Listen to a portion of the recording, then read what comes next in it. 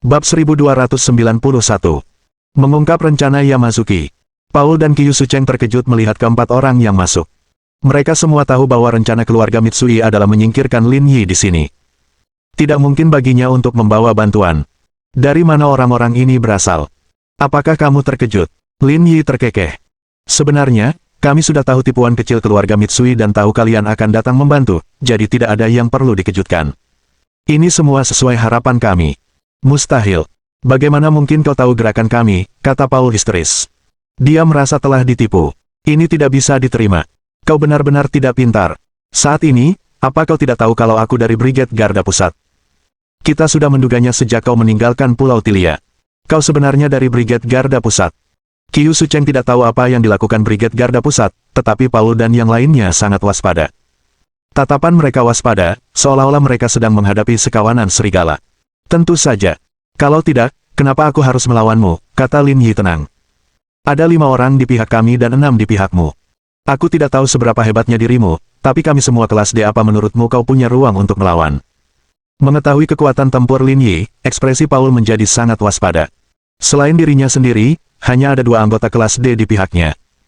Jika mereka bertarung, dia sama sekali bukan tandingan mereka. Retak, retak. Paul dan 2 orang lainnya di belakangnya mengeluarkan 3 pistol dari belakang punggung mereka dan mengarahkannya ke kepala Lin Yi. Identitasmu memang di luar dugaanku, tapi aku tidak akan dibunuh semudah itu. Kaulah yang akan gugur hari ini. Kalau kamu bilang begitu, kamu malah terlihat kurang pengalaman. Maaf banget, tapi kami juga datang dengan bekal. Qiu Yuluo dan yang lainnya mengeluarkan senjata mereka dan menghadapi Paul dan yang lainnya. Beraninya kau. Lin Yi mengangkat bahu. Lagi pula, kita kan organisasi resmi.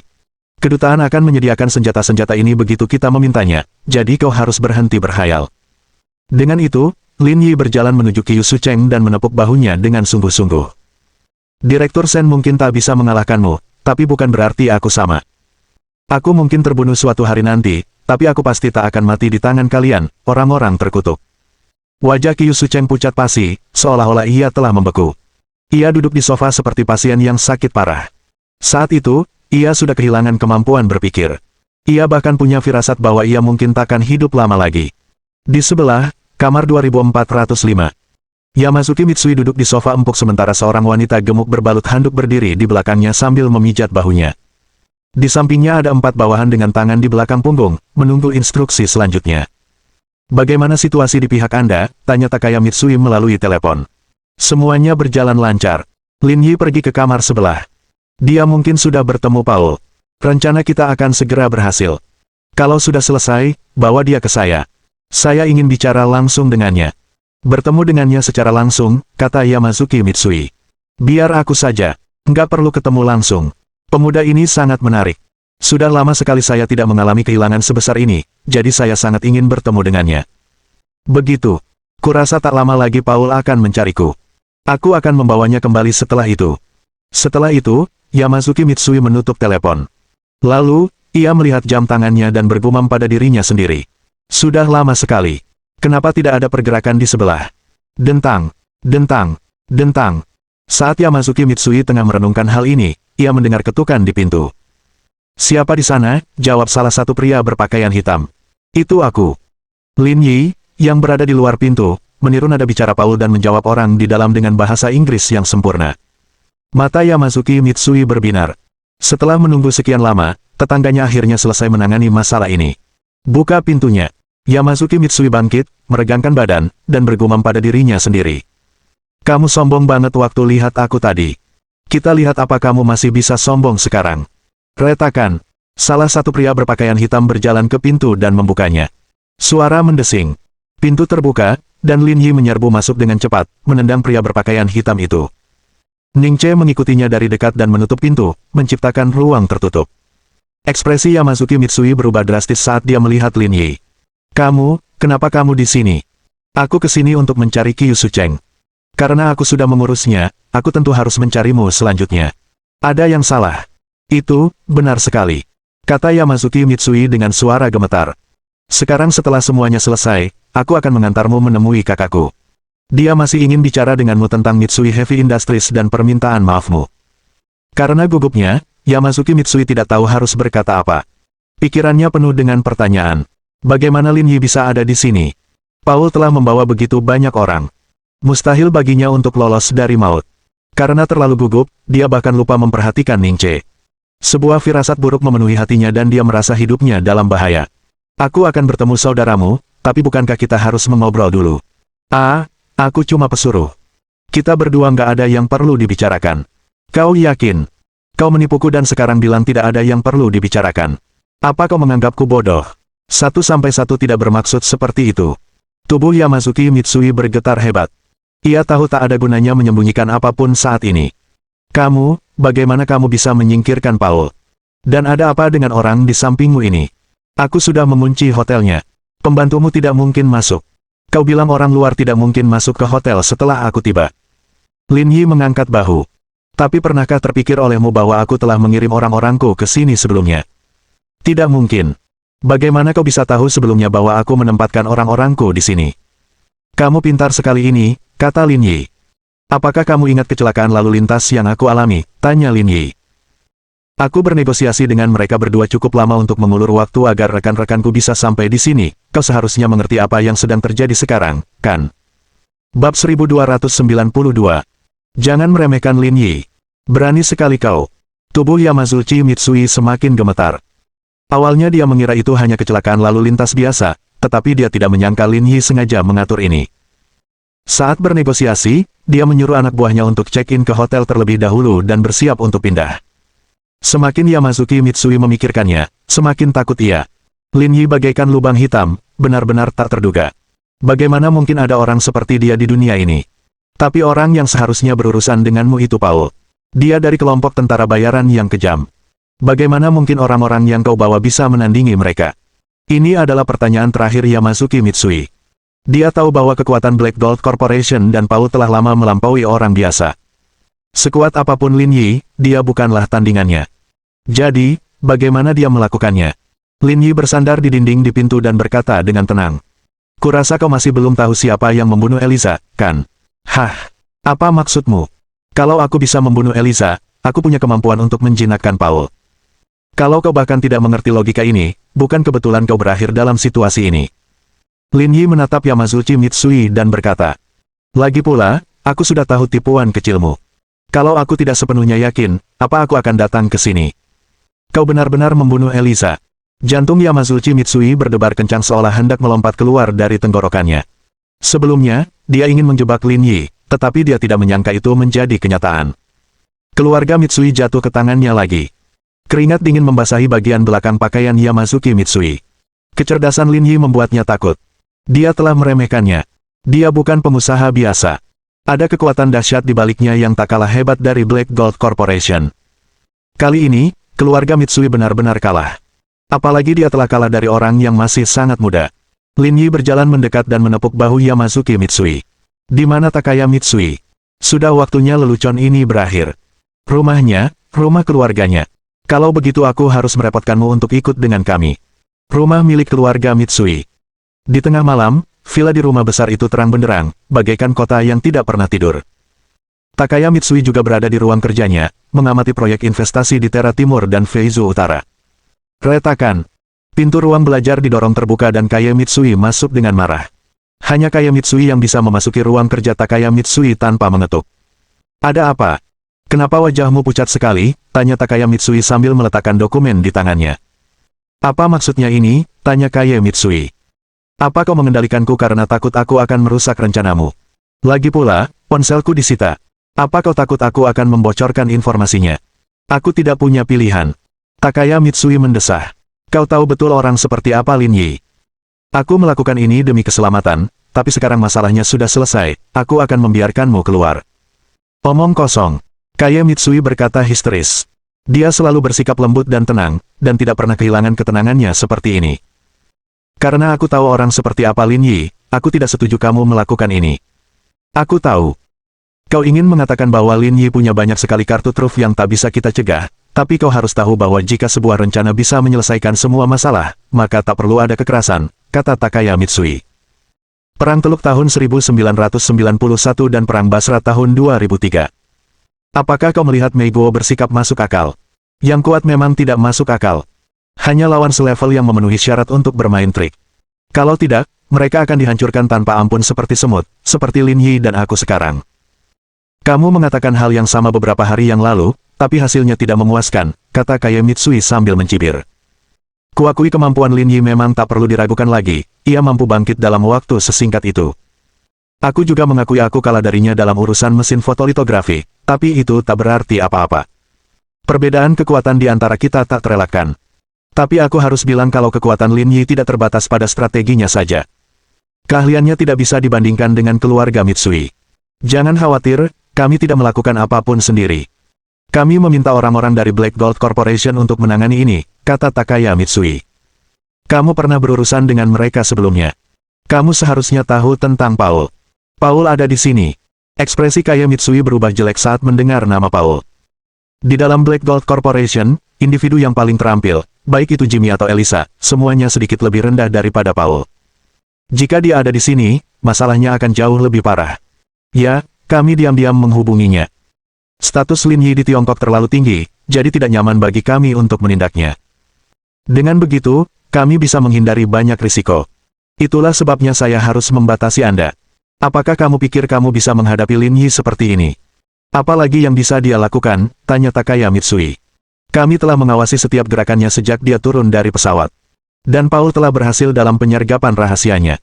Sekarang katakan padaku, apalagi yang bisa dia lakukan? Aku tidak tahu, jawab Kaye Mitsui tenang dengan ekspresi dingin. Aku ingin memberitahumu bahwa di pertemuan sebelumnya, situasinya sama saja. Kau mungkin mengira dia sudah kalah, tapi dia berhasil melakukan serangan balik. Kali ini tidak berbeda. Lin Yi orang yang luar biasa, dia tidak pernah kalah. Aku yakin saat menghadapimu, hasilnya akan sama. Bersiaplah, dia tidak selemah yang kau kira. Aku akan menunggu dan melihat. Aku sebenarnya berharap dia akan memberiku kejutan yang menyenangkan. Takaya Mitsui mengangguk sambil tersenyum dan memakai kembali kacamatanya. Kalau tidak ada yang ingin kau katakan, kau bisa pergi dulu. Aku masih ada urusan lain. Kaye Mitsui mendengus. Ia tak ingin berdebat lagi dengan ayahnya. Ia berbalik dan berjalan keluar. Akan tetapi, sebelum dia sempat keluar, dia melihat kepala pelayan tua itu bergegas menghampiri. Tuan, Lin Yi ada di sini. Dia di sini. Jantung Kaye Mitsui berdebar kencang. Ia menatap Takaya Mitsui dengan provokatif. Anak bodoh. Takaya Mitsui juga tersenyum dan berkata, akulah yang memberitahu pamanmu tentang ini. Setelah berurusan dengan Lin Yi, dia harus membawanya ke sini. Apa kau benar-benar berpikir dia mampu berurusan dengan orang-orang dari Black Gold Corporation? Jangan bodoh. Dengan itu, Takaya Mitsui meletakkan kacamatanya dan berdiri. Apa kau tidak percaya padanya? Ayo ikut aku sekarang dan lihat seperti apa pria yang selalu kau kagumi itu sekarang. Tuan, ini tidak seperti yang Anda pikirkan. Lin Yi berhasil menaklukkan tuan kedua dan tidak terluka sama sekali. Dia sedang duduk di sofa di lantai bawah menunggu Anda. Bab 1293. Siapa yang bisa, hanya dengan cinta, membuat tunggangan huji milik mereka sendiri? Bagaimana mungkin? Dia menaklukkan Paul. Ekspresi Takaya Mitsui berubah drastis. Ia tidak menyangka hal ini. Ini benar-benar berbeda dari apa yang dibayangkannya. Menghadapi Paul, tidak mungkin dia bisa bertahan. Mereka mengendarai mobil ke halaman, dan di sana saya menemukan tuan kedua terikat di mobil. Dia melumpuhkan semua pria di rumah, lalu masuk dengan percaya diri, sambil berkata ingin bertemu Anda. Saya akan pergi melihatnya sekarang. Takaya Mitsui tidak peduli dengan hal lain lagi dan bergegas berlari turun. Kaye Mitsui dan kepala pelayan mengikutinya dari dekat. Ketika mereka bertiga bergegas turun, mereka mendapati Lin Yi duduk di sofa, memegang apel yang sudah dicuci di tangannya dan mengunyahnya. Kalian keluarga kaya benar-benar tahu cara menikmati hidup. Apel-apel ini benar-benar lezat. Rasanya hampir sama enaknya dengan yang kutanam. Petik 2. Kamu, bagaimana kamu bisa sampai di sini? Yamazuki Mitsui ada di dalam mobil. Dia yang membawa kita ke sini. Tapi kurasa bukan itu yang ingin kau tanyakan. Kau ingin tahu kenapa aku baik-baik saja. Takaya Mitsui juga tidak mengatakan apapun, yang merupakan persetujuan diam-diam. Aku sudah menebak rencanamu dan membuat persiapan sebelumnya. Kita tahu setiap gerakan Paul. Trik kecil yang dimainkan keluarga Mitsuimu itu tidak ada gunanya. Itu mustahil. Takaya Mitsui juga berteriak, kamu tidak mungkin sebanding dengan Paul. Ada jawaban sederhana untuk pertanyaan itu. Lin Yi menyilangkan kakinya dan menatap Takaya Mitsui dengan tenang. Sama seperti kalian bukan hanya keluarga bisnis yang kuat, aku, Lin Yi, tentu saja bukan hanya bos dari sebuah perusahaan kecil. Kamu sebenarnya. Lin Yi tersenyum dan berkata, Pada akhirnya, kau terlalu melebih-lebihkan dirimu sendiri dan meremehkanku, Lin Yi. Seandainya kau mendengarkan saran putrimu sebelum menyerang, kerusakannya tidak akan sebesar ini. Sayangnya, kau tidak mendengarkan. Lin Yi berhenti sejenak dan melanjutkan. Harus kuakui, kau bahkan tidak sebaik Kaye Mitsui dalam beberapa hal. Orang bijak tunduk pada keadaan. Kau bahkan tidak memahami pepatah Huaxia yang mendalam ini sebaik putrimu. Wajah Takaya Mitsui benar-benar pucat, dan emosinya campur aduk. Dia telah membuat rencana yang sangat cermat, tetapi dia masih kalah dari Lin Yi. Di pasar keuangan internasional, dia selalu sukses. Namun hari ini, ia benar-benar kalah dari seorang pemuda berusia 20-an. Ini adalah sesuatu yang tidak bisa diterimanya. Itu seperti seseorang yang pergi ke rumah sakit untuk berobat. Kalau dokternya ngomongin kanker, dia pasti langsung pingsan. Kadang-kadang, apakah seseorang dapat dikalahkan atau tidak ditentukan dalam satu momen yang cepat berlalu. Inilah situasi yang dialami Takaya Mitsui saat ini. Akan tetapi, emosi-emosi ini hanya bertahan beberapa detik sebelum semuanya terkubur. Dia tahu masalah ini belum selesai. Masih banyak hal yang harus dia tangani. Lin Yi duduk di sofa dan menatap Takaya Mitsui. Apalagi yang ingin kau ketahui? Aku bisa menjawab semuanya untukmu. Kebetulan aku tidak punya banyak pekerjaan. Aku punya banyak waktu. Lin Yi, tenanglah. Ini memang salah ayahku. Kami bersedia memperbaikinya. Kaye Mitsui melangkah maju untuk campur tangan. Dia mengerti karakter Lin Yi. Bagaimana mungkin dia membiarkan keluarga Mitsui lolos begitu saja setelah apa yang telah mereka lakukan? Ini tidak ada hubungannya denganmu, kata Lin Yi lembut. Dalam perjalanan ke sini, Lin Yi mengetahui tentang situasi Kaye Mitsui selama beberapa hari terakhir dari Yamazuki Mitsui. Memang, masalah ini tidak ada hubungannya dengan dia. Dia tidak bisa disalahkan. Aku akan memenuhi 3 hal yang aku janjikan kepadamu sebelumnya. Sebagai pemimpin grup Mitsui, Takaya Mitsui mempertimbangkan pro dan kontra serta menyuarakan pemikirannya. Kalau bukan karena masalah hari ini, kesepakatan kita pasti sudah selesai. Tapi, menurutmu apakah itu masih mungkin setelah apa yang terjadi? Tanya Lin Yi. Jika kamu berpikir aku akan menerima ketiga syarat ini pada saat ini, kamu meremehkanku. Lalu apa yang kamu inginkan? Jangan khawatir, mari kita bicara perlahan. 1 jam kemudian, Lin Yi keluar dari villa keluarga Mitsui. Tidak seorang pun tahu persis apa yang mereka bicarakan. Namun, Anda dapat menebak situasi umum dari pandangan mata Takaya Mitsui yang redup. Kerugian Mitsui Financial Group mungkin terlalu berat untuk mereka tanggung. Lagi pula, mereka telah memprovokasi Lin Yi dan menderita karenanya. Namun, dia bukan satu-satunya yang keluar dari villa. Kaye Mitsui juga ingin mengantarnya pergi. Agar tidak menjadi orang ketiga, Ning Che menyetir sendiri ke bandara. Sementara itu, Kaye Mitsui secara pribadi menjemput Lin Yi ke sana. Setelah apa yang terjadi, dia tidak tahu apakah dia akan pernah bertemu Lin Yi lagi. Dia tidak ingin kehilangan kesempatan ini. Tuan Lin, maafkan saya. Saya sudah berusaha sekuat tenaga, tapi saya tidak bisa menghentikannya, kata Kaye Mitsui lembut. Aku tahu. Ini tidak ada hubungannya denganmu. Lin Yi bersandar di kursinya, merasa lega. Masalah mengenai mesin fotolitografi telah berakhir. Tapi aku sangat berharap kita bisa bertemu lagi sebagai teman baik di masa depan. Kaye Mitsui bukan lagi simpanan muda keluarga Mitsui. Dia seperti wanita yang tergila-gila yang tidak ingin berpisah dari Lin Yi. Alangkah senangnya jika dia bisa mendapatkan sedikit saja kasih sayang dari Lin Yi. Kamu bisa datang kapanpun kamu mau. Penerbangan sangat praktis, kamu bisa terbang kapan saja. Kaye Mitsui menggigit bibirnya. Setelah beberapa detik, ia berkata dengan suara yang nyaris tak terdengar. Saya tidak berbicara tentang pertemuan semacam itu. Huff. Lin Yi menarik napas dalam-dalam dan berkata perlahan. Izinkan saya merekomendasikan sebuah lagu yang sangat saya sukai, judulnya, Under the Huji. Gunung. Anda dapat mendengarkannya setelah kembali. Petik 2. Oh, baiklah. Sejak saat itu, mereka berdua tidak mengatakan apapun sepanjang perjalanan sampai dia mengantar Lin Yi ke bandara. Perpisahan mereka berlangsung tanpa suara. Hadiah terakhir hanyalah sebuah pelukan. Lampu menyala. Hari sudah larut malam. Gerimis tipis turun dari langit. Jalanan di luar Tokyo terasa sangat sepi. Kaye Mitsui melaju pelan dan menemukan lagu yang dibicarakan Lin Yi di ponselnya. Melodi yang merdu dan dalam seolah membawa Kaye Mitsui ke dunia lain.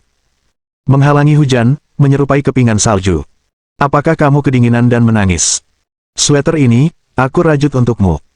Bahkan setelah kamu pergi, aku masih mengkhawatirkanmu. Menunggu seumur hidup, bahkan hanya 1 hari, ada harganya. Tidak ada seorang pun yang dapat memiliki sepasang tangan itu hanya untuk berpelukan, karena sulit bagi Anda untuk memilikinya.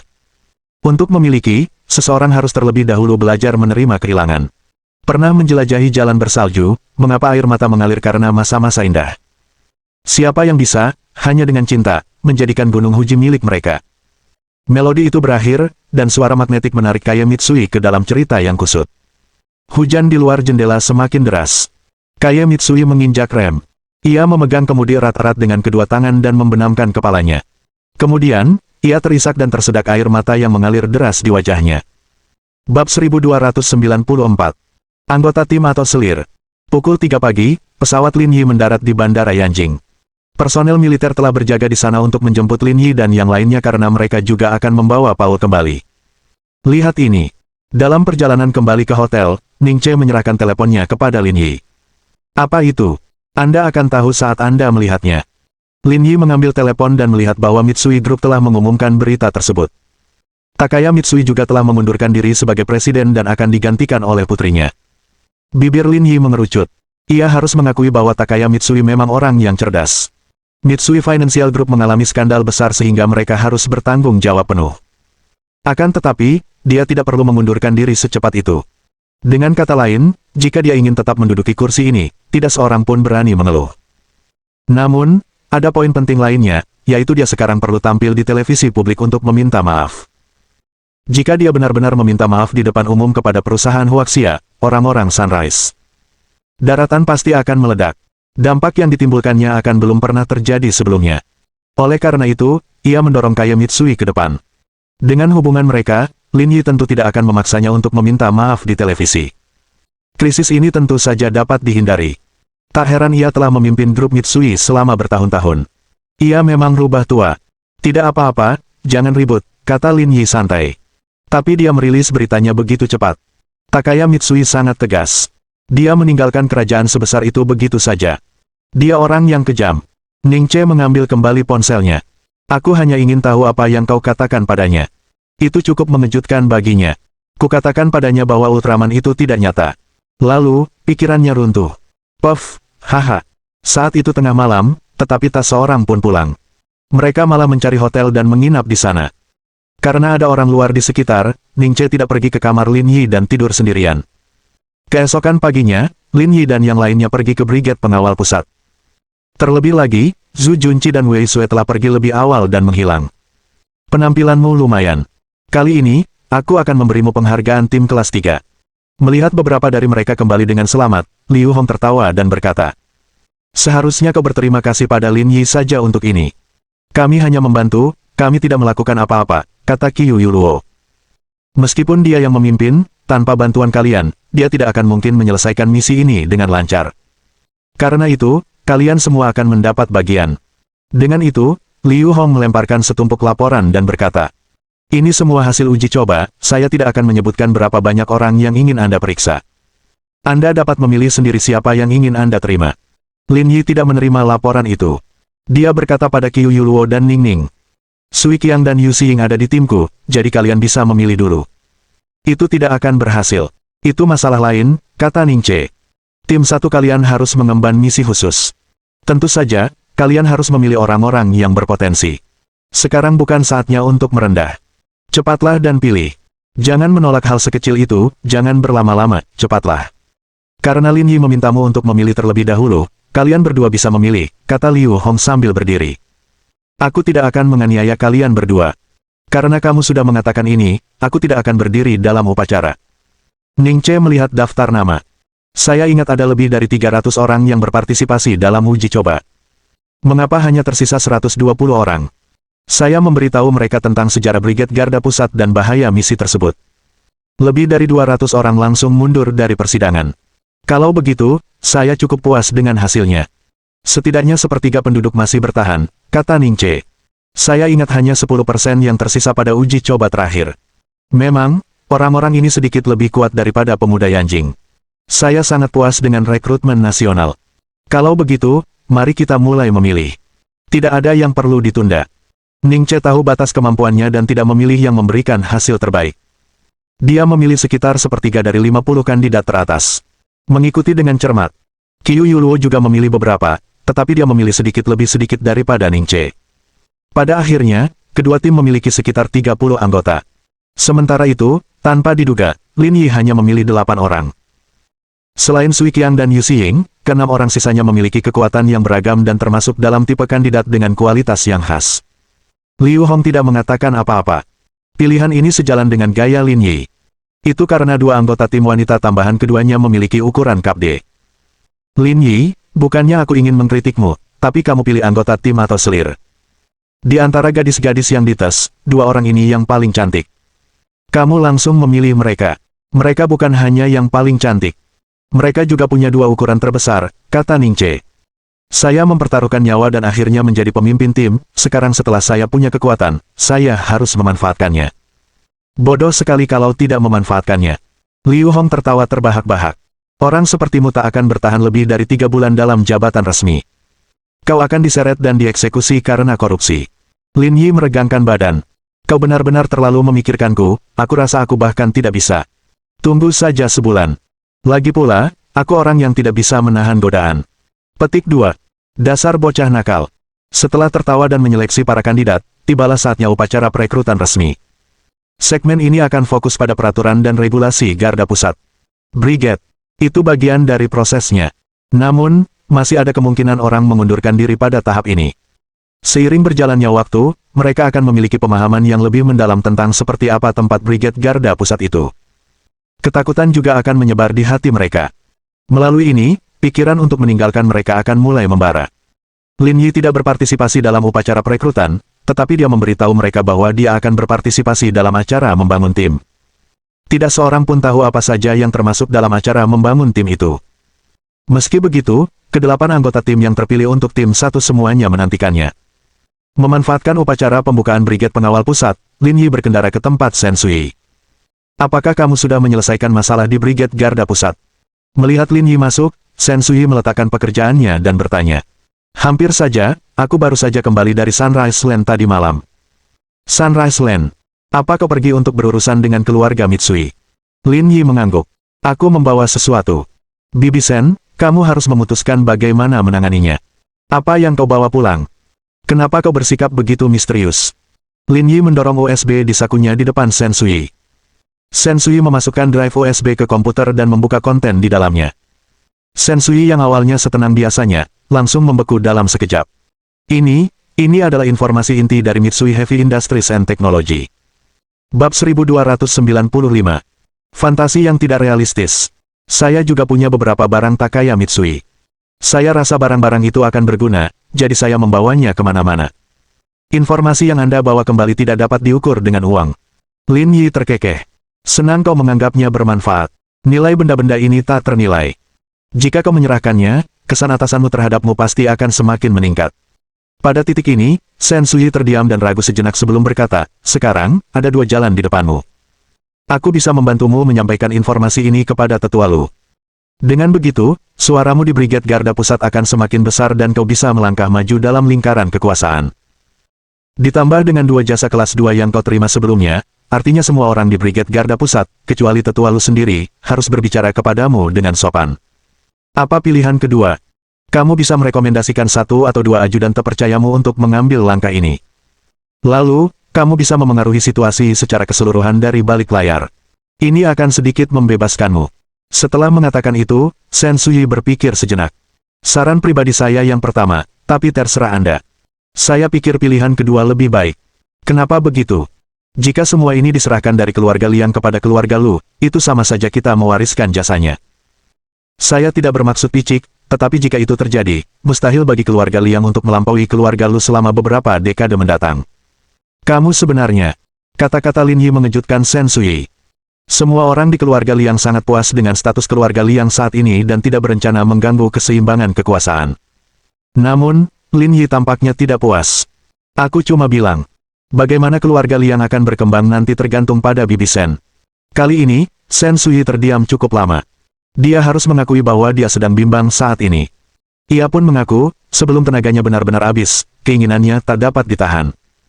Jika Anda memilih opsi kedua, apakah Anda punya kandidat yang cocok? Tanya Shen Sui. Kamu bisa mengundang beberapa orang lagi. Aku akan meminta Paman Liangmu untuk mengaturnya sekarang, dan sisanya bisa kita urus nanti. Ya, kata Lin Yi sambil tersenyum. Saya pikir wakil sekretaris Song Hai adalah orang yang baik. Dia jujur, baik hati, berbakat, dan tampan. Dia kandidat yang sangat baik untuk dibina. Shen Sui tertegun mendengar kata-kata Lin Yi.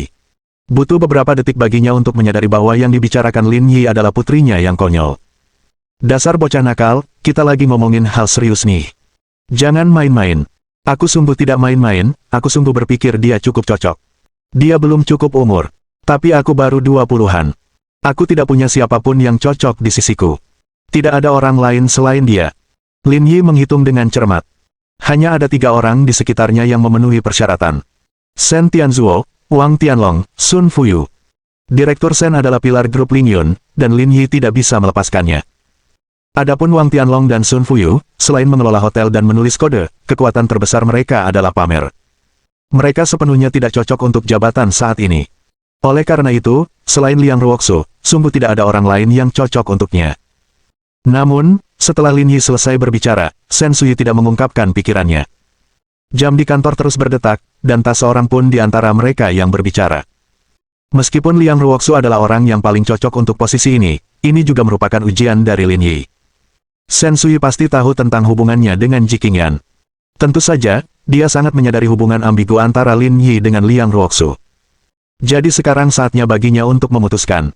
Jika Shen Sui setuju, itu berarti dia akan menutup mata dan tidak terlalu ikut campur dalam masalah ini. Jika dia menolak, itu berarti ini akan terus menjadi duri dalam hubungan mereka. Serahkan urusannya padaku dulu. Ini bukan masalah kecil. Terlalu banyak yang perlu ditangani. Aku akan kembali dan memikirkannya. Baiklah, tidak perlu terburu-buru. Lin Yi berpura-pura tidak tahu apa-apa dan berkata sambil tersenyum. Kalau begitu aku pergi dulu. Aku tidak akan mengganggu Bibi Shen lagi. Baiklah, aku tidak akan mengusirmu. Aku tidak berani merepotkan Bibi Shen untuk mengantarku, aku akan pergi sendiri saja. Lin Yi keluar dari kantor Shen Sui sambil tersenyum. Suasana hatinya sedang baik. Shen Sui tidak langsung menolak pertanyaan sulit ini, yang merupakan pertanda baik. Pertimbangan berarti ada ruang untuk negosiasi. Jika ada kelonggaran, berarti ada kemungkinan untuk diskusi lebih lanjut. Jika dia bekerja lebih keras di masa mendatang, dia akhirnya bisa menyelesaikan masalah ini. Meski begitu, dia senang Shen Sui lahir di dunia ini. Di mata rakyat jelata, hal semacam itu tidak diperbolehkan. Namun, hal semacam ini sangat umum di kalangan atas. Situasi seperti ini bukanlah hal yang istimewa. Sekarang, ia bisa tenang menghadapi keluarga Liang. Satu-satunya yang tersisa adalah memikirkan cara untuk menghadapi Ji Qingyan. Lin Yi tidak dapat menahan diri untuk menggaruk kepalanya saat memikirkan hal itu. Ketika Ji Qingyan mengetahui hubungannya dengan Li Chuan, reaksinya cukup serius. Oleh karena itu, ia tahu ini tidak akan mudah untuk diatasi. Meskipun demikian, kekuatan terbesar Lin Yi adalah ia tahu bagaimana memfokuskan perhatiannya. Ia tidak akan berkutat pada hal-hal yang tidak ia pahami. Bagaimanapun, situasi keluarga Liang sekarang sangat jelas. Cek, aku harus minum banyak malam ini dan merayakannya dengan pijat. Pada pukul 4 sore, upacara perekrutan Brigade Garda Pusat berakhir. Ketiga tim masing-masing mengajak timnya makan bersama untuk saling mengenal. Lagi pula, mereka akan bertarung berdampingan di masa depan, dan mereka harus mengenal satu sama lain lebih baik lagi. Setelah makan malam-malam itu, Lin Yi membawa Sui Qiang, Yu Xiying, dan yang lainnya ke Water Rapat Hot Springs untuk pengalaman pemandian air panas VIP baru, yang disebutnya sebagai aktivitas membangun tim. Lin Yi berpikir bahwa para pria dalam tim akan sangat senang dengan acara seperti ini. Tak disangka, gadis-gadis dalam kelompok itu pun begitu gembira hingga mereka tampak hendak menerkam Lin Yi. Yu Xiying masih baik-baik saja, dan dia tampak hampir tidak mampu mengendalikan diri, tetapi Luoqi dan Xiao Bing terus menjilati bibir mereka, tampak seperti mereka siap melahap Lin Yi. Kedua gadis itu masing-masing memiliki kelebihannya sendiri. Gaya Luoqi agak mirip dengan Yu Xiying. Ia tampak seperti kakak perempuan, sedingin es di depan orang luar, tetapi di depan Lin Yi, ia seperti preman. Xiao Bing, di sisi lain, tampak seperti adik perempuan tetangga. Meskipun dia tidak tinggi, proporsi tubuhnya lebih baik, terutama rasio pinggang pinggulnya, yang membuat gadis-gadis seperti Luoqi iri. Bisakah kalian berdua lebih terkendali? Lagi pula, dia ketua tim kita. Kalian harus menunjukkan rasa hormat yang mendasar, kata anggota tim pria lainnya, Zhang Chaoyue. Perut ketua tim Lin sangat indah. Siapa yang tidak menginginkannya, kata Luoqi. Kalian berdua sangat lemah sehingga kalian tidak akan mampu memuaskan ketua tim Lin bahkan untuk paruh pertama malam ini, jadi jangan berfantasi yang tidak realistis, kata Zhang Chaoyue. Bab 1296. Misi utama. Kau mengolok-olokku dengan mengatakan itu. Luoki membusungkan dadanya. Kita cukup kuat. Ketua tim, apakah keluargamu berasal dari Zonghai? Tanya Xiao Bing. Kenapa kamu menanyakan hal itu? Keluarga kami berasal dari kota Yuhang. Lokasinya cukup dekat dengan tempat tinggalmu. Kudengar kamu punya pesawat pribadi. Bisakah kamu mengantarku pulang nanti? Hei, apa maksudmu? Tanya Luoki. Maukah kau memanfaatkan kesempatan ini untuk bertemu secara diam-diam dengan ketua tim Lin di pesawat? Percayalah, kita berkembang di waktu yang sama. Kau tidak boleh main-main seperti ini di belakangku. Xiao Bing menutup mulutnya dan tertawa, dadanya beriak. Tentu, karena aku tinggal di dekat sini. Tidak jauh dari Zonghai. Kita berangkat bareng besok pagi. Lagi pula, aku sedang dalam perjalanan. Hehe, terima kasih, Ketua Tim Lin. Setelah sesi mandi selesai, semua orang kembali beristirahat. Keesokan paginya, Lin Yi dan Xiao Bing menaiki pesawat bersama dan terbang menuju Zonghai. Namun, Lin Yi sangat sopan. Ia meminta pesawat singgah di Bandara Yuhang terlebih dahulu sebelum kembali ke Zonghai. Ketua Tim Lin, terima kasih sudah mengantarku pulang. Muak. Xiao Bing meniupkan ciuman ke arah Lin Yi. Hati-hati di tempat umum. Lagi pula, aku punya keluarga dan pekerjaan. Tidak apa-apa, kakak ipar juga tidak perlu tahu, aku akan dengan hangat menyambutmu. Ketua Tim Lin. Kalau kamu punya waktu, datanglah ke Yuhang kami untuk berselingkuh dengannya. Lin Yi, ini terlalu mudah ditebak. Setelah mengantar Xiao Bing pergi, Lin Yi naik pesawat kembali ke Zonghai dan segera pergi ke Chaoyang Group. Namun, tidak ada seorang pun di kantor Ji Qingyan. Setelah bertanya-tanya, dia mengetahui bahwa dia telah pergi ke suatu pertemuan. Sementara itu, Ji Qingyan, yang sedang rapat, buru-buru mengakhiri rapat setelah mendengar dari sekretarisnya bahwa Lin Yi telah kembali. Ia bergegas kembali ke kantor dan menghampiri Lin Yi. Kakinya yang ramping melingkari pinggang Lin Yi sambil memegang wajahnya dalam tangannya, hatinya dipenuhi dengan kegembiraan. Sudah beres. Bagaimana dengan mesin fotolitografinya? Kemarin, beritanya masih menyebar seperti api. Hari ini, sepertinya sudah mereda. Saya pergi ke Sunrise Land kemarin dan bernegosiasi dengan Mitsui Group, semuanya beres. Pengunduran diri Presiden Mitsui Group pasti ada hubungannya dengan ini. Lin Yi mencubit pipi Ji Qingyan. Cerdas. Seperti rubah kecil, Ji Qingyan terus mengamati Lin Yi. Kamu pasti mendapat banyak keuntungan dari Mitsui Group, kan? Memang benar, tapi kami tidak membutuhkannya, jadi kami memberikannya. Lin Yi tersenyum. Jangankan grup Lingyunku, grup Chaoyangmu pun bisa melakukan apapun yang kau mau di Zonghai. Hehe, kalau begitu, kita harus berterima kasih kepada Tuan Lin atas kemurahan hatinya. Bermainlah dengan baik malam ini. Kamu akan mendapatkan imbalannya di masa depan. Cek, mesum. Hah, aku berencana menonton film. Kalau begitu, ayo kita nonton film. Aku akan mengikuti rencanamu. Itu bagus. Ji Qingyan pergi bekerja sementara Lin Yi menyelinap ke kantor Wang Ying. Dia melakukan pekerjaan kecil dan melepaskan sedikit tekanan. Sekitar pukul 4 sore, Ji Qingyan menyelesaikan pekerjaannya dan pergi makan hotpot bersama Lin Yi. Kemudian, ia menonton film sebelum pulang dengan puas. Larut malam, Lin Yi tidak bisa tidur. Sudah berhari-hari sejak misi terakhir, tetapi misi terakhir belum juga dikeluarkan. Apa yang dilakukan sistem itu? Keesokan paginya, mereka berdua sarapan dan bermalas-malasan sebentar sebelum Ji Qingyan dengan enggan berangkat ke kantor. Sementara itu, Lin Yi berkendara ke desa kebahagiaan. Rencana awalnya adalah tidak akan pernah datang lagi ke sini setelah menyelesaikan misi untuk profesi ini. Namun, setelah mempertimbangkannya dengan saksama, dia merasa ini agak tidak pantas. Buah-buahan di rumah kaca itu sangat lezat. Sayang sekali kalau dibuang semua. Tidak perlu melakukan misi lagi, tapi dia bisa menyewa seseorang untuk melanjutkan menanam buah di sini. Kalau tidak, itu akan sia-sia. Ketika dia kembali ke desa kebahagiaan, dia melihat tim rekaman yang tidak jauh dari sana masih bekerja penuh. Lin Yi memandang ke kejauhan dan samar-samar melihat sosok Yan Qi. Ia benar-benar sibuk mengurus proses syuting. Lin Yi tidak mengganggunya dan kembali ke rumah kaca. Tanamannya gundul dan tampak merosot. Lin Yi pergi melihat ginseng dan lingzi di tanah. Ia mendapati mereka tumbuh dengan baik, jadi ia membersihkan gulma di sekitar mereka. Saat bekerja, Lin Yi punya dua rencana dalam pikirannya. Jika tahap misi berikutnya berkaitan dengan desa kebahagiaan, dia akan menyimpan ginseng dan lingzi untuk sementara waktu. Dia bisa membawanya pulang sebagai hadiah. Lagi pula, dia punya dua ayah mertua yang harus dimanja. Misi sistem, bantu daerah miskin keluar dari kemiskinan, hadiah, 200.000 poin kemahiran. Hah!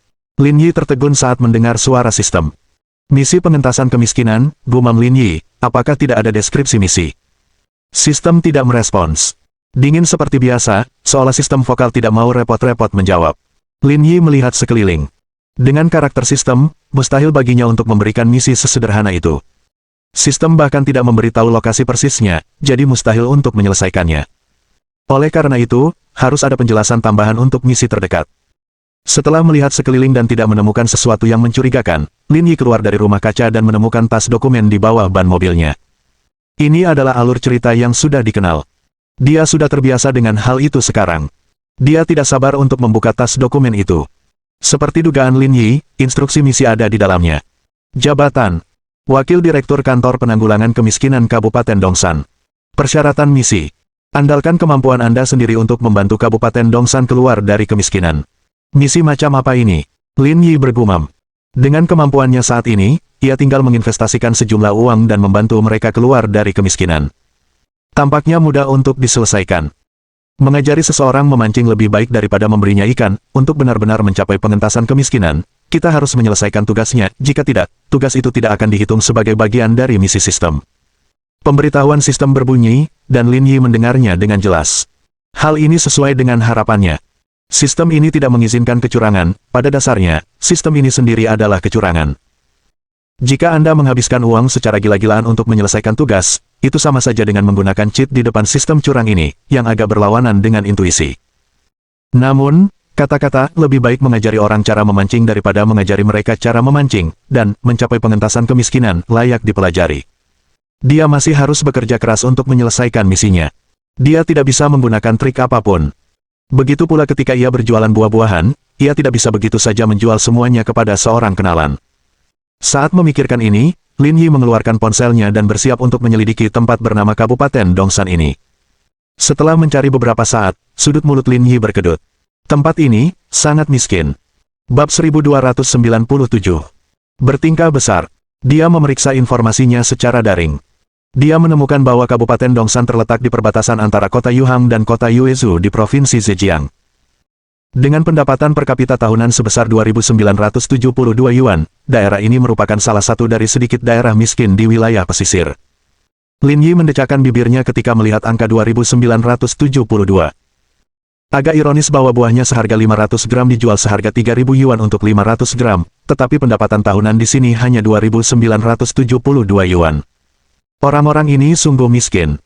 Sambil memegang uraian misi secara terperinci, Lin Yi melihatnya lagi dan bersiap untuk menduduki posisi barunya dalam waktu dekat. Lin Yi merasa ini adalah suatu kebetulan.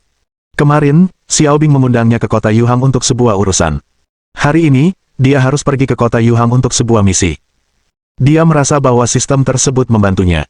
Terlebih lagi, teman sekamarnya yang kelima tampaknya tinggal di kota Yuhang. Dia bisa pergi dan makan bersama dia. Namun, ia tidak tahu kapan ia bisa kembali dari perjalanannya ke kota Yuhang, sehingga ia tidak bisa lagi menyimpan ginseng dan lingzi di sana. Ia harus membawanya pulang dan menyimpannya dengan benar. Dia mungkin akan datang ke desa kebahagiaan lebih jarang lagi di masa mendatang. Dengung-dengung-dengung. Tepat saat Lin Yi sedang menggali ginseng dan lingzi, ponsel di sakunya berdering. Ternyata panggilan video dari Liang Ruoxu. Dalam video tersebut, Liang Ruoxu mengenakan kemeja putih. Rambutnya diikat, dan riasan wajahnya agak dewasa. Akan tetapi, semakin dia memandangi wajah cantiknya, semakin menarik jadinya dia. "Kamu di mana? Kamu sudah kembali." Lin Yi membalikkan kamera dan memfilmkan adegan di rumah kaca untuk Liang Ruoxu. "Aku pulang kemarin, aku di Happiness Village, ada apa?" Kepala kota Yuhang menelepon saya dan mengatakan bahwa ada daerah bernama Kabupaten Dongsan di bawah mereka. Ada wakil direktur baru Departemen Penanggulangan Kemiskinan yang juga bernama Lin Yi. "Mungkinkah Anda?" Lin Yi berhenti sejenak. "Namaku sangat biasa, bagaimana kau bisa yakin bahwa orang yang bernama Lin Yi adalah aku? Kita tidak pernah bermain sesuai aturan. Kita bisa berbuat sesuka hati. Ini bukan ide tergila yang pernah ku dengar, jadi aku menelepon untuk mengonfirmasi informasiku," kata Liang Ruoxu. "Katakan padaku dulu, kalau itu kamu. Coba tebak. Hentikan omong kosongmu dan jawab aku. Bagaimana kamu bisa berbicara seperti itu kepada wakil direktur Lin?" "Hah?" Liang Ruoxu terkejut sesaat. "Itu benar-benar kamu. Karena kamu sudah tahu tentang ini, aku tidak punya apa-apa untuk disembunyikan," kata Lin Yi. "Aku sedang membuka kartuku. Ini aku. Sudah kuduga. Kau melakukan segalanya, tapi fokuslah pada bisnismu. Apa yang kau bicarakan? Pertama, aku tidak mengganggu penghasilanku, dan kedua, aku tidak menunda-nunda rayuanku. Apa aku tidak boleh mengalihkan energiku yang berlebih? Cek, jangan coba-coba berdebat denganku, kata Liang Ruoxu. Katakan padaku, apa yang kau pikirkan? Kau punya begitu banyak uang sampai-sampai kau tidak bisa menghabiskan semuanya. Apa kau berencana pergi ke sana untuk mengentaskan kemiskinan? Bukankah perusahaanmu punya yayasan? Kau tidak perlu melakukannya sendiri, kan? Lin Yi mengerutkan bibirnya. Saya juga ingin menghabiskan setiap hari tampil cantik, tetapi sistem tidak mengizinkannya. Lebih baik mengajari orang memancing daripada hanya memberi mereka ikan.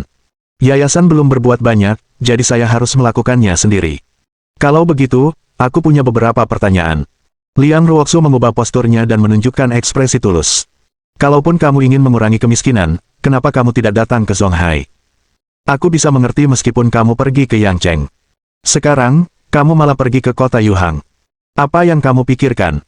Apa kamu bertemu gadis baru di sana dan pergi ke sana untuk merayunya? Ini benar-benar diatur oleh sistem. Aku cuma alat sistem. Apa gunanya bilang begitu? Hei, kamu juga kawan. Kenapa kamu berpikiran sempit? Kita semua keluarga di negara ini. Kita harus membantu semua orang, kata Lin Yi serius.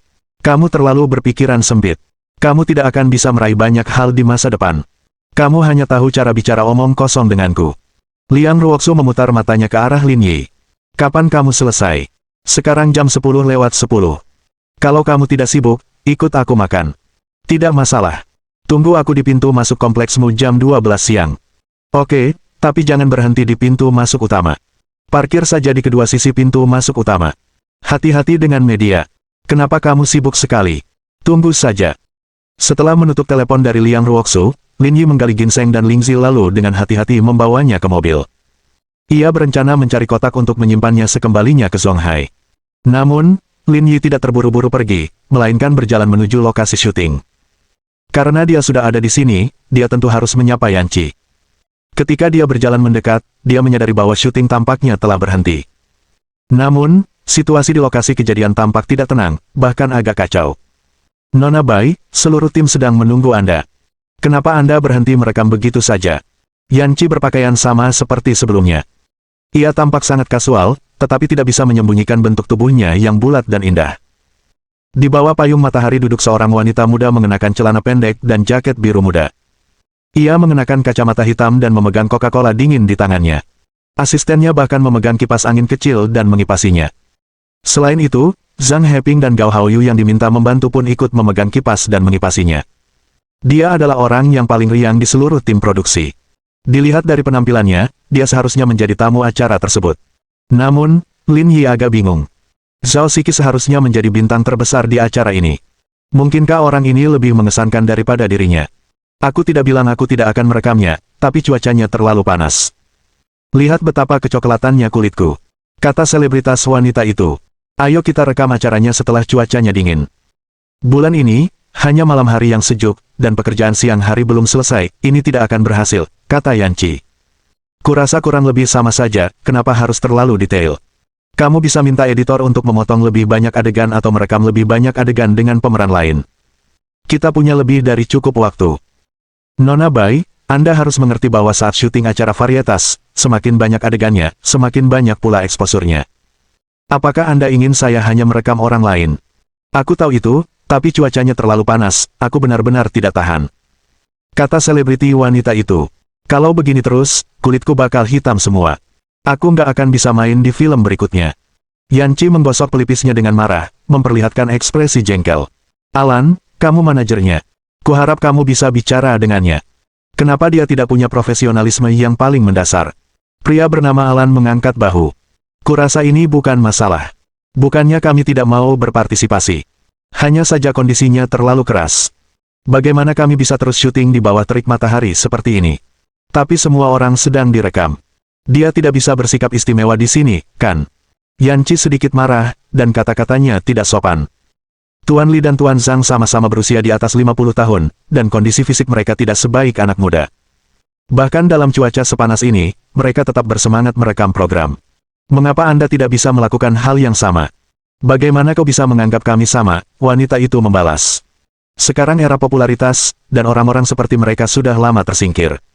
Kalau mereka tidak datang ke sini untuk mengikuti program ini, mereka mungkin akan kesulitan mencari nafkah. Wajar saja, mereka harus bekerja keras. Bisakah mereka dibandingkan dengan saya? Bab 1298. Kamu bukan dia, kamu tidak punya hak untuk sombong. Baiklah, jangan bahas Tuan Li dan Tuan Zhang. Kita bahas saja Lu Yuanze dan Zhao Siki. Keduanya adalah bintang papan atas yang stabil. Mereka bekerja sama sepanjang proses syuting. Kenapa kau harus berakting istimewa? Ekspresi wajah selebritas wanita itu sedikit berubah. Ia melepas kacamata hitamnya dan berdebat dengan Yanchi. Sutradara Yan, kalau kau bilang begitu, aku mau berdebat denganmu. Mereka berdua memang sangat populer, tapi aku sendiri tidak buruk, kan? Biar ku beritahu, aku masih punya 2 film dan 1 drama televisi untuk syuting di paruh kedua tahun ini. Dalam beberapa bulan, aku juga bisa naik ke jajaran selebritas papan atas lainnya. Bahkan, aku mungkin bisa melampaui mereka. Jangan meremehkanku. Aku tidak meremehkanmu. Aku hanya ingin kamu lebih profesional, kata Yanchi. Apakah saya tidak profesional? Saya tidak bilang tidak akan ikut syuting. Saya hanya merasa cuacanya agak panas dan kepala saya agak pusing. Saya tidak bisa berpartisipasi sekarang. Kakak Lin, kamu di sini. Tepat saat Yanchi hendak marah, dia tiba-tiba mendengar suara Zhang Heping. Melihat Lin Yi datang, Zhang Heping berdiri untuk menyambutnya, dan Gao Haoyu mengikutinya. Apakah kalian dipekerjakan oleh tim produksi untuk membantu? Kenapa kalian malah melayani orang lain di sini? Direktur Yan memberi kami izin, jadi kami datang, kata Gao Haoyu jujur. Lin Yi melirik Yanchi dan merasa apa yang dilakukannya agak salah. Ya.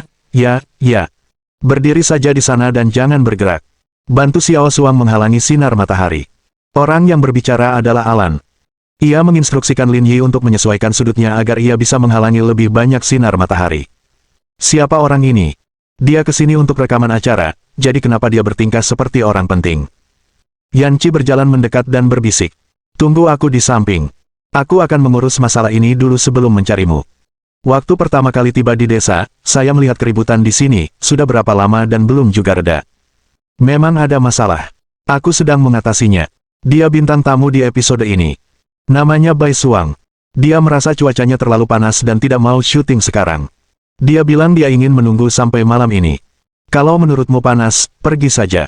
Kenapa kamu di sini untuk pamer? Kenapa kamu tidak melihat dirimu sendiri? Yanchi menggelengkan kepalanya. Lin Yi bereaksi seperti yang diharapkannya. Siapa yang kamu bicarakan? Alan sangat marah, menunjuk Lin Yi. Siapa yang kau bicarakan? Kalau kamu menunjukku lagi, aku akan mematahkan kakimu. Mau mengujiku? Alan mundur 2 langkah karena takut dan menarik tangannya, tidak berani menunjuk Lin Yi lagi. Orang-orang desa itu biadab. Biarkan mereka pergi, terlalu menyebalkan tinggal di sini, kata Lin Yi. Awalnya saya tidak mau menerimanya.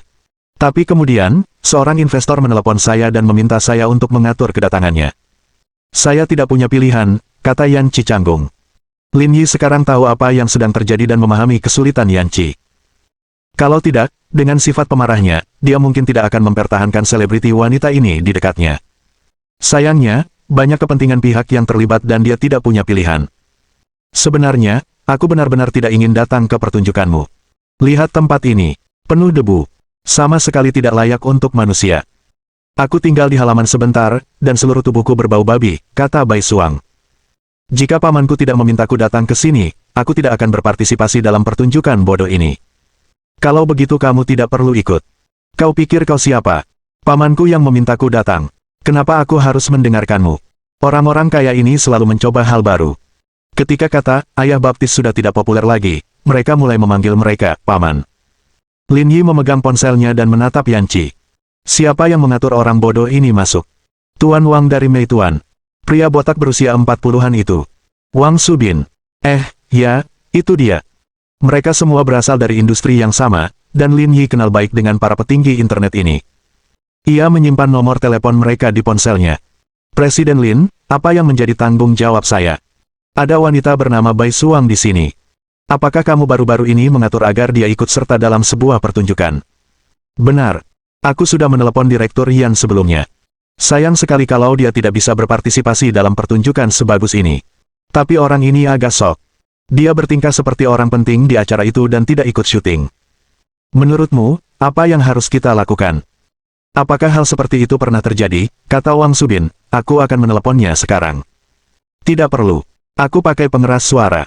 Dia akan mendengarmu kalau kau bicara. Paman, aku di sini. Ekspresi Bai Suang muram. Ia merasa ada yang tidak beres. Apa kau gila? Tidak mudah bagiku untuk mendapatkan kesempatan bergabung dari Direktur Yan. Alih-alih menghargainya, kau malah pergi ke sana untuk bertingkah seperti orang penting. Apa kau benar-benar berpikir kau keren? Kalau aku tidak mendukungmu, kau pasti masih jadi pelayan di mal. Menghadapi Wang Subin, Bai Suang dimarahi sedemikian rupa sehingga dia tidak berani mengatakan sepatah kata pun. Paman, aku tahu aku salah. Aku tidak akan berani melakukannya lagi. Aku pasti akan bekerja sama dalam proses syuting. Presiden Lin sudah menelepon saya. Syuting apa yang Anda bicarakan? Cepat kembali ke sini. Jangan membuat Presiden Lin marah.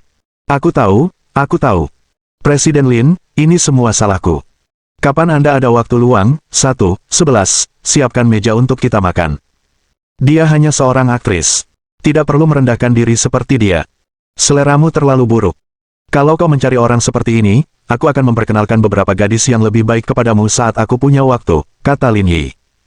Kudengar dia punya beberapa film lagi yang akan dibintanginya. Kau harus membuatnya pergi sejauh mungkin dan secepatnya.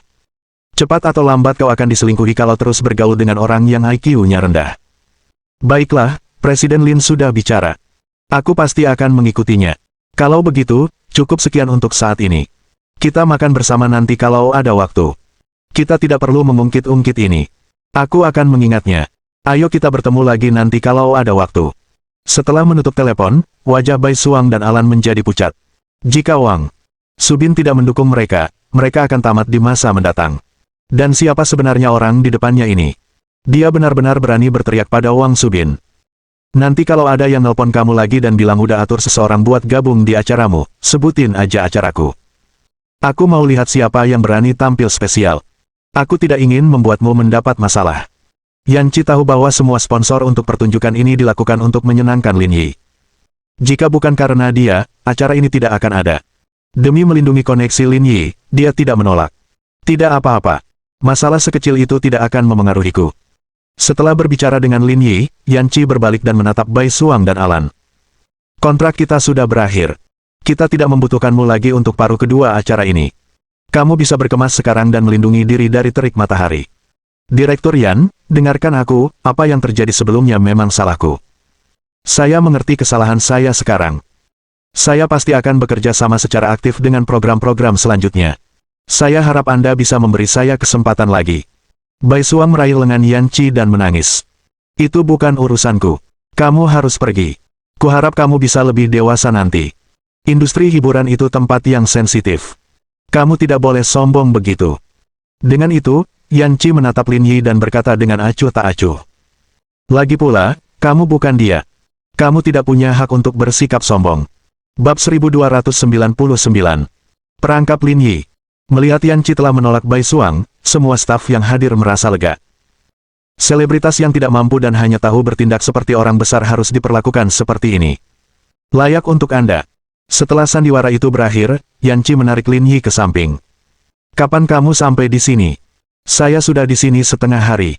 Saya baru saja selesai bekerja di rumah kaca. Lihat dirimu.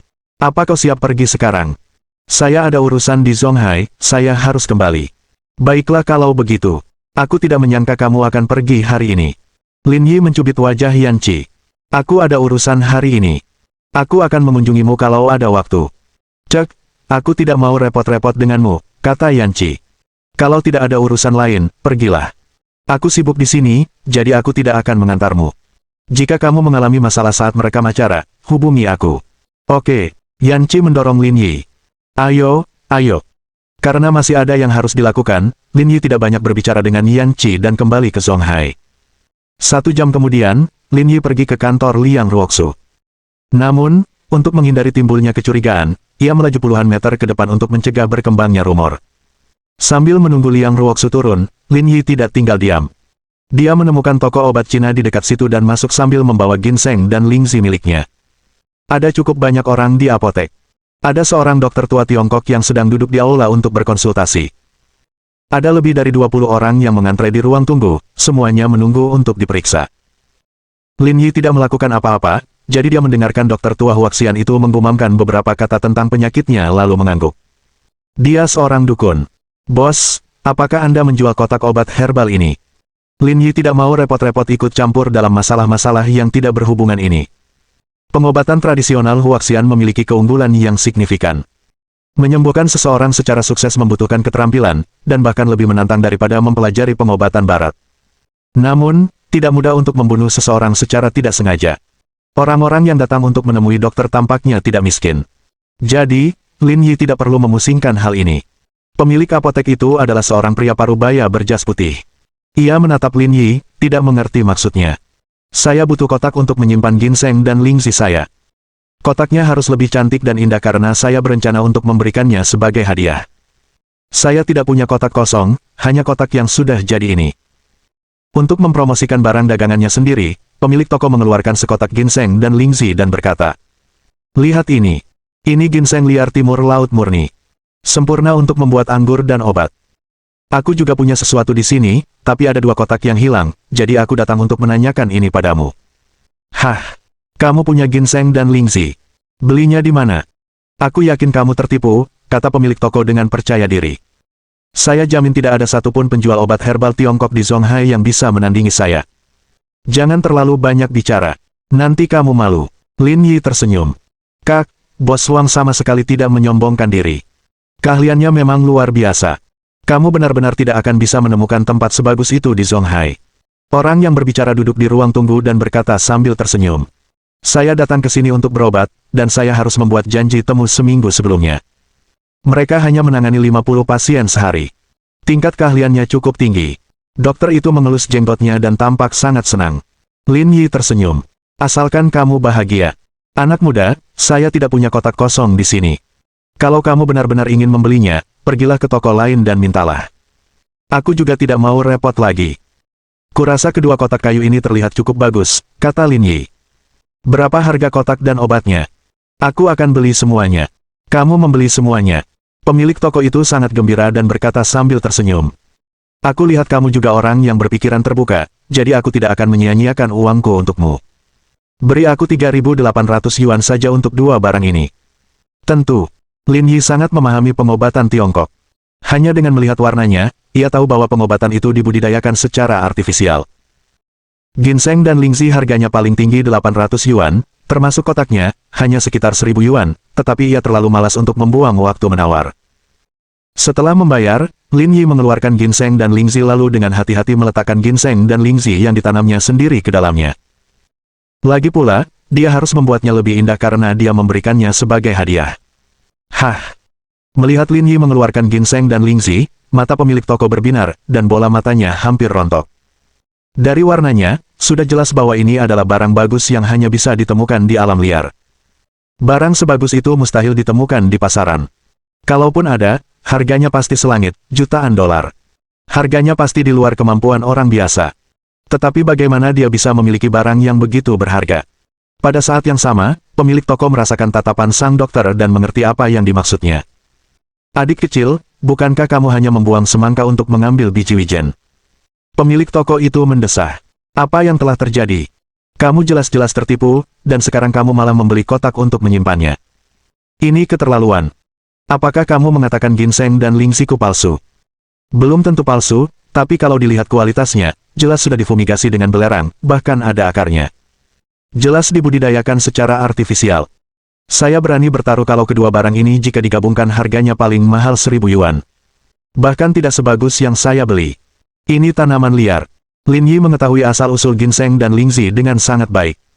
Itu dibawa kembali oleh Liang Ruoxu dari Lembaga Penelitian Pertanian dan kemudian dipelihara di tanah kemasan. Bagaimana mungkin itu palsu? Apakah orang-orang idiot ini mengira dia bodoh? "Dengar, aku tahu itu yang kau pikirkan," kata pemilik toko itu. Para pedagang berhati hitam zaman sekarang mengklaim bahwa ginseng yang dibudidayakan secara artifisial adalah ginseng liar dan menjualnya dengan harga tinggi. Tidak banyak orang jujur seperti saya yang mengatakan yang sebenarnya. Anda telah menderita kerugian besar. Kalau begitu, aku telah membuat kesalahan besar, desah Lin Yi. "Kasihan sekali." Pemilik toko itu berpura-pura bersimpati. "Anak muda, kurasa kau tidak kaya. Aku tidak tega melihatmu ditipu. Bagaimana dengan ini? Berapa yang kau belanjakan?" Aku akan kembalikan harga aslinya. Lagi pula, syarat dan ketentuanku sudah cukup. Dengan begini, kau tidak akan rugi apapun. Apa kamu yakin? Bosnya mengangguk penuh semangat. Ya, anggap saja itu sebagai perbuatan baik karena keluarga kami percaya pada agama Buddha. Bagus. Aku menghabiskan 10 juta untuk 2 barang ini. Tuliskan aku cek. Engah. Benar. Harganya segitu. Kamu masih mau ambil? Harga 10 juta mengejutkan semua orang di ruangan itu. Bagi mereka, ini adalah angka astronomis. Anak ini sungguh bodoh dan kaya. Pemilik toko berkata, paling-paling harganya 1.000 yuan. Saya bahkan tidak bisa memberi Anda 10.000 yuan untuk membantu Anda mendapatkan kompensasi. Apa yang kamu lakukan di sini? Bab 1300. Kekuatan keluarga Liang. Bagaimana kamu tahu aku di sini? Saya melihat mobil Anda terparkir di luar, dan tidak ada orang di dalamnya, jadi saya masuk untuk melihatnya, kata Liang Ruoxu. Kamu, di sisi lain, kenapa kamu datang ke apotek? Saya tadinya mau beli 2 kotak ginseng dan lingzi yang kamu kasih ke saya sebelumnya, tapi pemilik toko bilang kalau ginseng dan lingzi itu hasil budidaya buatan dan harganya cuma 1.000 yuan. Bernilai 1.000 yuan. Liang Ruoxu menatap pemilik toko dengan ekspresi tidak ramah. Gadis kecil, aku harus mengatakan sesuatu tentangmu. Pemilik toko menunjuk dan berkata, kau terlalu jahat. Kau benar-benar menjual ginseng dan lingzi hasil budidaya buatan kepada pria ini seharga 10 juta yuan. Percayalah, ini penipuan. Kau akan dihukum. Apakah kamu tahu siapa aku? Kau pedagang berhati hitam, kau masih punya nyali untuk. Sekretaris Liang. Sebelum pemilik toko selesai berbicara, seseorang di belakangnya berseru kaget. Lin Yi berbalik dan melihat bahwa orang yang berbicara adalah seorang wanita berusia 40-an. Setelah melihat Liang Ruoxu, sikapnya penuh hormat dan ekspresinya tenang. Dilihat dari pakaiannya dan sikapnya terhadap Liang Ruoxu, dia tampak seperti seorang anggota staf di kompleks itu. Suara inilah yang membuat semua orang di toko memusatkan perhatian mereka pada Liang Ruoxu. Orang biasa tidak layak menyandang gelar seperti itu. Kamu memanggilnya apa? Pemilik toko itu tercengang. Sekretaris Liang. Wanita parubaya itu menunjukkan ekspresi tak berdaya. Dia orang ketiga di kota Zonghai. Saya tidak akan mengatakan apa-apa lagi. Ketiga, orang ketiga yang memegang komando. Pemilik toko tercengang. Semua orang di toko juga tercengang. Meskipun tempat ini sangat dekat dengan pelataran, tidak biasa bertemu orang sebesar itu. Apakah kamu masih berpikir bahwa apa yang kuberikan padanya itu palsu? Pemilik toko gemetar dan hampir jatuh ke tanah. Setelah mengoceh cukup lama, pemilik toko itu terdiam. Pikirannya tak lagi terkendali. Toko Anda diduga beroperasi secara tidak semestinya. Saya akan meminta seseorang untuk menyelidikinya nanti. Bersiaplah. Pemilik toko itu masih terpaku di tanah, tidak tahu harus berkata apa. Dia hanya ingin memanfaatkannya. Kenapa dia mengalami hal seperti itu? Apakah ini pembalasan? Tingkat tipu dayamu benar-benar tidak memadai. Sebaiknya kau pulang dan berlatih. Dengan itu, Lin Yi mengambil kedua kotak itu dan pergi bersama Liang Ruoxu saat mereka masuk ke mobilnya. Serius, kalau kamu butuh sesuatu, bilang saja. Kenapa kamu sendiri yang ke sini? Aku lihat kamu belum keluar, jadi aku pergi sendiri. Siapa sangka dia bakal bikin masalah sebanyak ini. Baiklah, jangan bicarakan apa yang baru saja terjadi. Liang Ruoxu menarik sabuk pengaman dan mengopernya di antara 2 gunung. Kemudian, dia memasukkannya ke gesper di samping kursi. Tindakan ini membuat gelombang di dadanya semakin jelas. Kalau ada yang mau kamu makan, aku akan antar kamu ke sana. Biar aku yang traktir. Ada apa? Apa ada hal baik yang terjadi? Kenapa kamu berinisiatif mentraktirku makan? Aku ingin mentraktirmu makan karena kamu baik-baik saja. Kita jarang bertemu selama ini. Ini sama sekali tidak ada hubungannya dengan performa bagus kita. Liang Ruoxu menyisir rambutnya dan tersenyum pada Lin Yi. Ibu saya menelepon saya kemarin. Beliau bilang kamu sudah mendapatkan banyak informasi penting dari keluarga Mitsui, dan kamu sudah memberikan semua penghargaan kepadaku, jadi aku harus menyiapkan makanan untukmu. Aku tidak bisa membiarkan usahamu sia-sia. Mata Lin Yi berbinar gembira. Ini merupakan sinyal yang sangat jelas baginya. Sensui telah memberitahu Liang Ruoxu tentang ini, yang berarti dia akan menutup mata terhadap masalah ini. Dilihat dari situasinya, bukankah masalah ini sekarang dianggap sudah selesai? Setidaknya, masa depannya jelas. Karena itu, dia tidak bisa membiarkan Liang Ruoxu mentraktirnya. Dia harus mentraktir dirinya sendiri. Bukan masalah besar. Aku harus melakukannya. Lin Yi berpura-pura patuh. Katakan saja padaku apa yang ingin kamu makan, meskipun aku harus memasaknya sendiri. Liang Ruoxu menatap Lin Yi seolah sedang menilainya. Ada apa? Kenapa kamu tiba-tiba jadi perhatian? Pasti ada sesuatu yang terjadi. Apa yang mungkin terjadi padaku? Jangan terlalu meremehkanku. Tidak perlu masak. Pertama, buang-buang waktu saja. Kedua, tidak ada orang di sekitar. Kamu mungkin akan berbuat jahat lagi. Ayo kita cari tempat makan terdekat saja. Apapun yang kau katakan. Lin Yi berkendara dan menemukan restoran Sichuan di dekatnya, tempat mereka bersiap untuk makan makanan sederhana. Meski bukan tempat terkenal yang mendapat 3 bintang Michelin, hal terpenting bagi mereka berdua adalah bisa makan sambil saling berhadapan. Apa yang mereka makan bukanlah hal yang paling penting. Oh ya, kenapa atasan memanggilmu saat aku pergi ke Yuhang? Tanya Lin Yi sambil makan. Karena dia dari keluarga kita, kata Liang Ruoxu. Awalnya, pemimpin di sana adalah anggota keluarga Wang, tetapi setelah kejadian itu, dia malah menurunkannya dan menggantinya dengan murid kakekku. Lagi pula, dia tahu kau menciptakan peluang bagi keluarga Liang, jadi ketika dia melihat namamu, dia meneleponku dengan niat memberitahu. Awalnya, kami berdua mengira itu kebetulan, tetapi kami tidak menyangka itu benar-benar kau. Jadi begitulah yang terjadi. Lin Yi mengangguk serius. Bahkan orang-orang dari kota Yuhang pun diubah menjadi anggota keluarga Liangmu. Mengesankan. Apa yang Anda lihat sekarang hanyalah puncak gunung es, keluarga Liang kami sungguh luar biasa. Liang Ruoxu menyunggingkan senyum menawan. Ngomong-ngomong, kalau sudah sampai di sana, apa perlu aku beritahu para pemimpin kota Yuhang untuk mengurusmu? Aku bisa dengan mudah mentransfer beberapa ratus juta yuan dana khusus. Tidak perlu. Aku juga punya uang. Tidak perlu mengambil jalan yang tidak lazim. Liang Ruoxu mengambil sepotong ikan dan mencicipinya dengan hati-hati. Namun, tatapannya tertuju pada Lin Yi, teliti dan serius. Dia tidak memikirkan rasa ikannya, tetapi tentang Lin Yi. Anda tidak benar-benar ingin mengeluarkan mereka dari kemiskinan, bukan? Apalagi, kalau aku tidak punya pikiran seperti itu, kenapa aku harus berlari dan menderita? Meski begitu, saya merasa masalah ini akan sangat sulit, kata Liang Ruoxu. Saya akui kamu sangat cerdas dan sangat cakap, tapi ini bukan prestasi kecil. Beri seseorang ikan, dan Anda memberinya makan sehari. Ajari seseorang memancing, dan Anda memberinya makan seumur hidup. Sesulit apapun, kita harus melakukannya. Apapun yang terjadi, kita harus membantu mereka melepaskan label kemiskinan. Liang Ruo melepas sepatu hak tingginya dan mendengus, lalu menendang Lin Yi di bawah meja. Karena kamu begitu bertekad untuk berbuat baik, kenapa kamu tidak tinggal di Zonghai saja? Kenapa kamu harus lari ke tempat lain untuk membantu? Kurasa pasti ada sesuatu yang terjadi di sana. Mohon dukungan dari omom ante-ante sekalian, buat subscribe atau sharekan novel Mimin ke Facebook kalian, agar channel Mimin bisa terus berkembang. Dengan begitu, Mimin bisa lebih semangat untuk up novel seru lain ke depannya. Buat teman-teman yang sudah subscribe dan sharekan novel Mimin, Mimin ucapkan terima kasih sebanyak-banyaknya.